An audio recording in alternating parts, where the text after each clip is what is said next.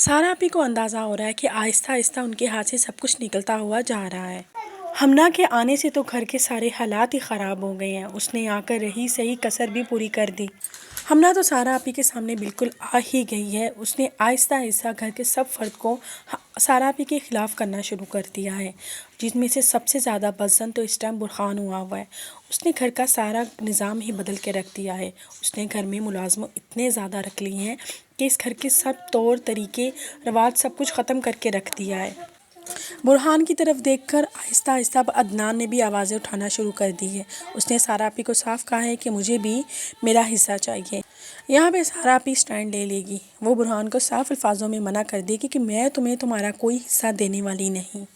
برہان یہاں پہ صاف بدتمیزی سے جواب دے گا کہ آخر کب تک ہم آپ کے محتاج رہیں گے کہ ہمیں چھوٹی چھوٹی ضرورتوں کے لیے آپ کے سامنے آ کے کھڑا ہونا پڑے گا۔